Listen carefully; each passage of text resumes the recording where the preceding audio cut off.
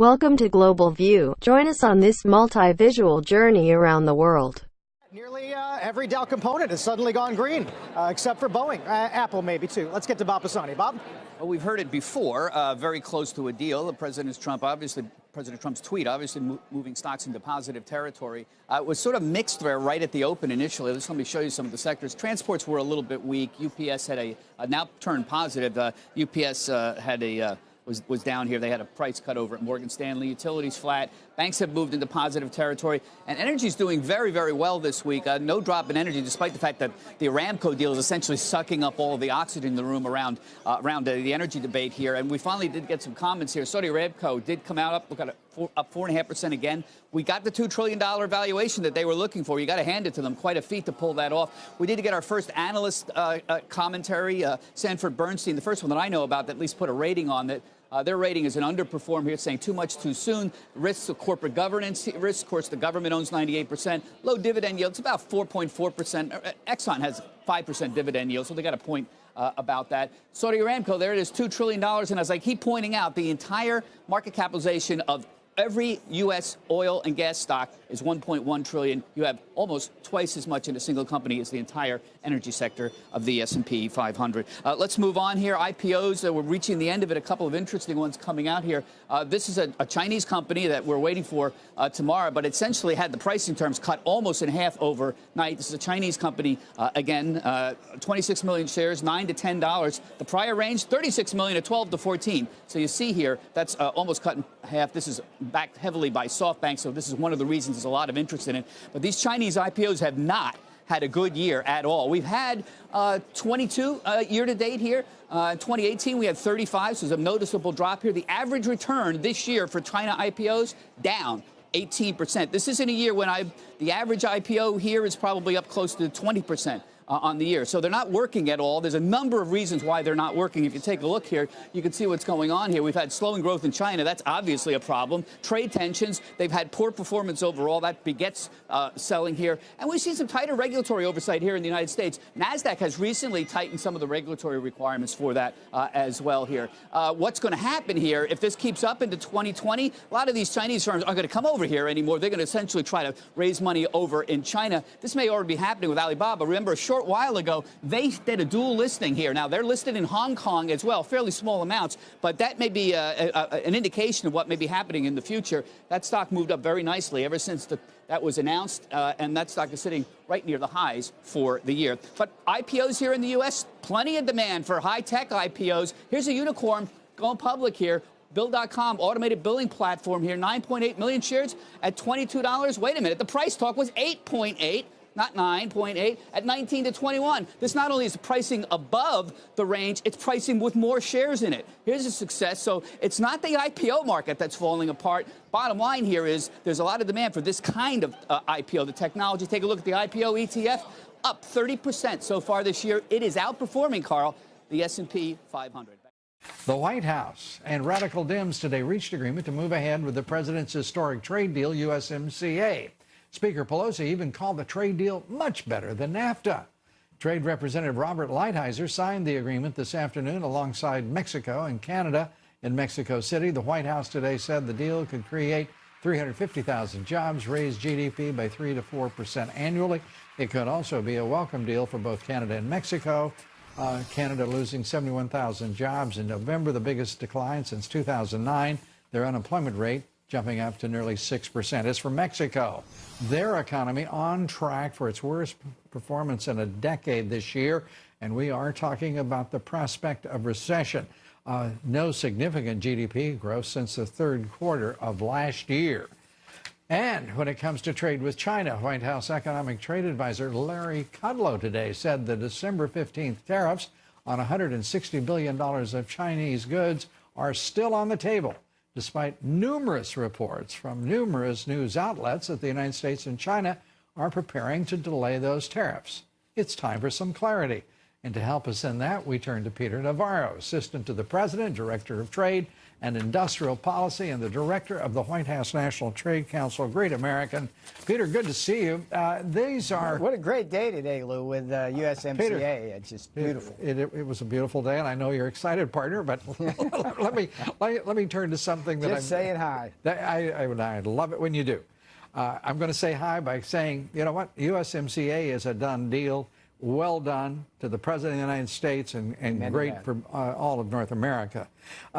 But let's turn to the U.S.-China trade deal, because I keep hearing so much noise out of the White House and out of the Chinese in particular that I wonder what's going on. By the way, I'll be specific about that noise. We hear the noise from Reuters. We hear the noise from Bloomberg, citing, it seems, Chinese sources, not U.S. sources. And when they are U.S. sources, they seem to be principally Larry Kudlow or Steve Mnuchin, the Treasury Secretary. Yeah. Give us a sense of where we are, because right now, I think the Chinese are meddling in our futures market. What do you think? Well, look, we had a handshake deal in October. Well, let's start with the first question. Yeah. Well, do you think they're messing with the futures market? Yeah. Yes, I do. I think what China's been doing, and I've said this to you before, Lou, is that not everybody heard you that first time. They put the news out first thing in the morning before the financial shows start to move the futures, and they try to shape the narrative. Usually comes from either the Wall Street Journal or Bloomberg, and then people tend to pick it up and run with it as if it's fact. The story this morning came from the Chinese, not our side. So there it is. So and here we are. Yes. That trade deal, the first reports were, and I think they were the principal sources for those early stories this week, were all coming from the Chinese. But the idea that the president would lift those tariffs rather than put them on the 15th of December? What's the truth? The truth is that's the president's decision, and I've got no indication that he's going to do anything other than have a great deal or put the tariffs on. That's been his position. I mean, he's in a great position. He loves the tariffs. The tariffs are doing great defending America from Chinese economic aggression. Well, the tariffs been on, Lou, for over a year. Our economy has grown strong, and the stock market's gone up thousands of points. So clearly the tariffs are helpful to the U.S. economy. It'd be nice to have a great deal with China, the one they agreed to in October. But you know, it reminds me of that expression, slipperier than an eel in a jar of Vaseline. It's just hard to get them to pin down. I mean, how long have you been working on that metaphor? I stole that from somebody. Well, give it back. Give it back. Give it back. No, but you get the idea. But look, I mean, Bob Lighthizer, a great American, did a great job on USMCA. He was in Mexico today. He's coming back tomorrow. He'll get back on the China story. So he gets $1.3 trillion deal done, and he's going to take a day off. Is that? I don't know, Bob. You know, you get back. Just can't get him motivated. And remember, I don't know. It's like it puzzled me, Lou. It's like we've got a deal, USMCA, where it's 5 times the exports as the China deal, and the market really didn't react that positively to it. So you kind of wonder what's going on there. But well, there's a lot. I was talking about that earlier, Peter. I mean, the market right now, in all fairness, is trying to digest a lot. The market knows that they're getting played. They're getting played by Wall Street. They're getting played by the Chinese and the futures market, and they also know that we don't have resolution on that U.S.-China deal. And there's and by the way, the same geniuses who said that those tariffs that the Trump administration put into place would destroy the market, would destroy the economy, are sitting here looking at great prosperity, a record low unemployment, and sky-high markets. Next, we look to London and the election voting that just ended. Johnson, Alexander Boris de Pfeffel, commonly known as Boris Johnson, the Conservative Party candidate, 25,000.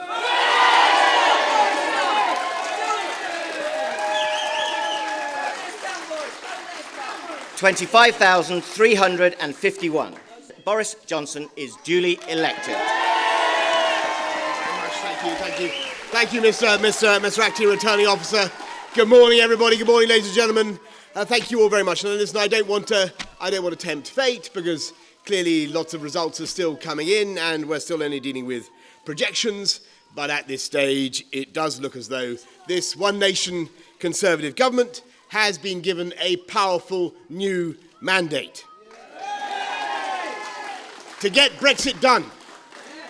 And not just to get Brexit done, but to unite this country and to take it forward and to focus on the priorities of the British people and above all on the NHS. And yes, we will recruit 50,000 more nurses and 6,000 more GPs, and we will build 40 new hospitals. And I'm proud to say that one of those across the country, and one of those hospitals will be right here in Uxbridge and South Ruislip. And I'm grateful once again to the people of Uxbridge and South Ruislip for returning me to serve you. It is an absolute privilege to do this job and to work for you. And I thank once again the police, the council, everybody who's worked so hard all night to count for us, the returning officers. I thank my fellow candidates in all their glory, Lord Buckethead and others, Elmo and others. Forgive me if I don't identify them all.